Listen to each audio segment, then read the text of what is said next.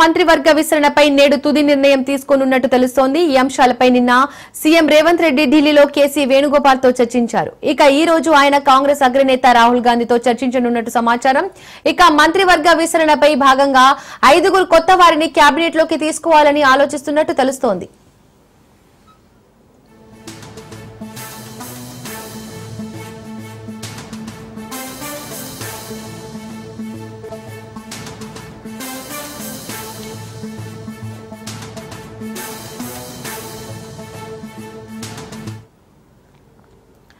మరోవైపు ఇప్పటికే 2 నెలల క్రితం మంత్రివర్గ విస్తరణపై కేసీ వేణుగోపాల్, రాహుల్ గాంధీ, ఖర్గేతో రాష్ట్ర నేతలు పలు దఫాలుగా సమావేశమయ్యారు. ఇప్పుడు సీఎం భేటీ అవడంతో మంత్రివర్గ విస్తరణ హాట్ టాపిక్ గా మారింది. అంతేకాకుండా మంత్రివర్గ విస్తరణ మళ్లీ తెరపైకి రావడంతో పలువురు పేర్లు ఎక్కువగా వినిపిస్తున్నాయి.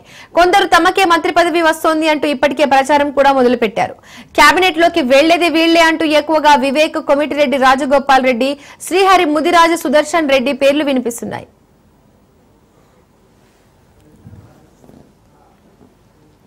ఇక ఈ అంశానికి సంబంధించి మరిన్ని అప్డేట్స్ మా ప్రతినిధి రాజు ఫోన్ ద్వారా అందిస్తారు. రాజు,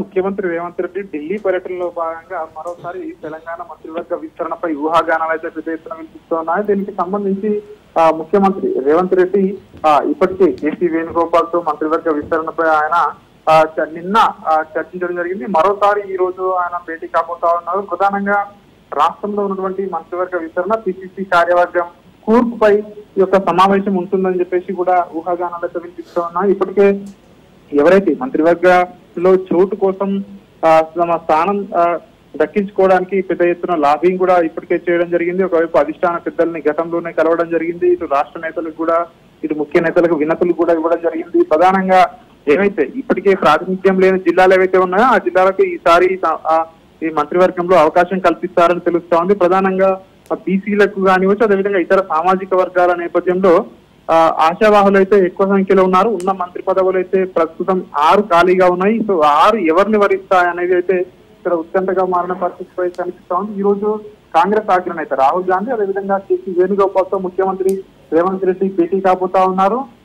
అయితే ఇప్పటికే 1.5 పూర్తయినా కాంగ్రెస్ పార్టీ అధికారంలోకి వచ్చి మంత్రివర్గం పూర్తి స్థాయిలో విస్తరించలేదు. సో దీనికి గల కారణాలు గతంలో పోస్ట్ పోన్ అవుతూ వచ్చాయి. ఈసారి ఖచ్చితంగా విస్తరణ ఉంటుంది అని చెప్పి ఇప్పటికే పిసిసి అధ్యక్షుడు మహేష్ కుమార్ గౌడ్ స్పష్టం చేయడం జరిగింది. ఈ నెలాఖరులో గానీ లేదా వచ్చే నెల మొదటి వారంలో గానీ ఖచ్చితంగా మంత్రివర్గ విస్తరణ ఉంటుంది అని చెప్పి ఇండికేషన్స్ అయితే ఇచ్చిన పరిస్థితి కనిపిస్తా ఉంది. సో దీనికి సంబంధించి ఎవరైతే మంత్రివర్గంలో ఆశలు పెట్టుకున్నారో ఆశావాహులు అయితే ఉత్కంఠగా ఎదురు చూస్తున్నటువంటి పరిస్థితి అయితే మనకు కనిపిస్తా ఉంది. ఇప్పటికే బీసీ సామాజిక వర్గం విషయానికి వచ్చినట్టయితే వాకిటి శ్రీనివాస్ ఆయన ఖచ్చితంగా మంత్రి పదవి వస్తుంది అని చెప్పి ఒక ధీమా అయితే వ్యక్తం చేస్తున్నారు. మరొక వైపు కోమటిరెడ్డి రాజగోపాల్ రెడ్డి కూడా తనకు ఇప్పటికే హామీ ఇచ్చారు కాబట్టి మంత్రివర్గంలో తన చోటు ఉంటుందని చెప్తున్నారు. అదేవిధంగా ఉమ్మడి నిజామాబాద్ జిల్లా నేతలు కావచ్చు, అదేవిధంగా ఇతర నల్లగొండ జిల్లాకు చెందిన నేతలు కావచ్చు, ఖచ్చితంగా మాకు వస్తుంది మంత్రి పదవి అని చెప్పేసి కూడా చాలా మంది నేతలు అయితే ఆశలు అయితే పెట్టుకోవడం జరిగింది. మరి ఎవరిని మంత్రి పదవి వరిస్తుంది అనేది మాత్రం